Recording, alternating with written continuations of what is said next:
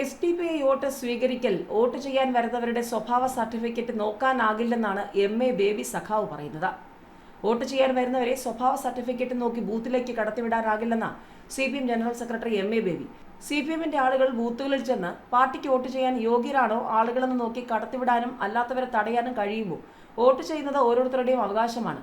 SDPI vote സ്വീകരണവുമായി ബന്ധപ്പെട്ട വിവാദത്തിലായിരുന്നു ബേബിയുടെ മറുപടി. ആർക്ക് വോട്ട് ചെയ്യുമെന്ന് പ്രഖ്യാപിക്കാനുള്ള അവകാശം വ്യക്തികൾക്കും രാഷ്ട്രീയ പാർട്ടികൾക്കും സംഘടനകൾക്കും ഉണ്ടെന്നും ബേബി പറഞ്ഞു.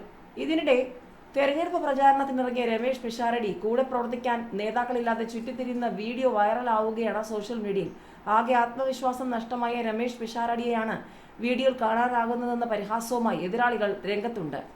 അതല്ല, പിഷാരടിക്കൊപ്പം പ്രവർത്തിക്കാൻ നേതാക്കളുണ്ട് എന്നാണ് കോൺഗ്രസിന്റെ അവകാശവാദം. ഏതായാലും സ്ഥാനാർത്ഥി എന്ന നിലയിൽ പ്രധാന പണി സെൽഫി എടുക്കൽ എന്ന നിലയിലും ആയിട്ടുണ്ടോ കാര്യങ്ങളെന്നാണ് ചോദ്യം. കോൺഗ്രസ് യുവ നേതാക്കളുടെ സ്ത്രീ പീഡന പരാതിയാണ് രമേശ് പിഷാരടിക്ക് പാരയാകുന്നത്. രാഹുൽ മാങ്കൂട്ടത്തിലിന്റെ ശിഷ്യൻ ഒരു സ്ത്രീയെ പീഡിപ്പിച്ച കേസിൽ ആരോപണം നേരിടുകയാണ്. പെൺകുട്ടി പോലീസിൽ പരാതിപ്പെട്ടയുടൻ അതുവരെ പിഷാരടിക്കൊപ്പം വീടാന്തരം നടക്കാൻ കൂട്ടുപോയിരുന്ന നേതാവ് ഒളിവിലാണ്.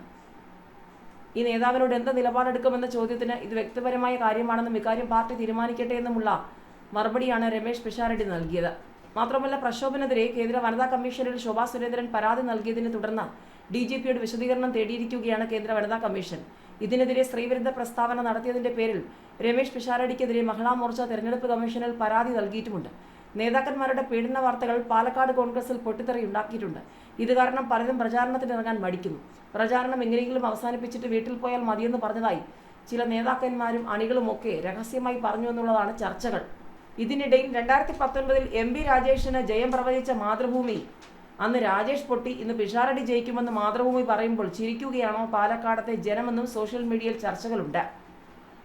പാലക്കാട് 2019 ലോക്സഭാ തെരഞ്ഞെടുപ്പിൽ LDFന്റെ MB രാജേഷ് 41% വോട്ട് നേടി മൃഗീയ ഭൂരിപക്ഷത്തിന് ജയിക്കുമെന്ന് മാതൃഭൂമി പ്രവചിച്ചിരുന്നു. ആ തെരഞ്ഞെടുപ്പിൽ UDFന്റെ VK ശ്രീകണ്ഠനോട് രാജേഷ് തോറ്റു. അന്ന് ഏകദേശം 10,000 വോട്ടുകളുടെ ഭൂരിപക്ഷത്തിനാണ് VK ശ്രീകണ്ഠൻ രാജേഷിനെ വളർത്തിയടിച്ചത്. 41% പോകട്ടെ, 38% വോട്ട് പോലും രാജേഷിന് ലഭിച്ചില്ല. ഇപ്പോൾ ഇതാ പിഷാരടി വിജയിക്കുമെന്ന് പ്രവചിക്കുമ്പോഴും മുൻപത്തെ ആവർത്തനം തന്നെയായിരിക്കുമോ ഇത്തവണ എന്നാണ് പുതിയ സോഷ്യൽ മീഡിയയുടെ ചോദ്യങ്ങൾ.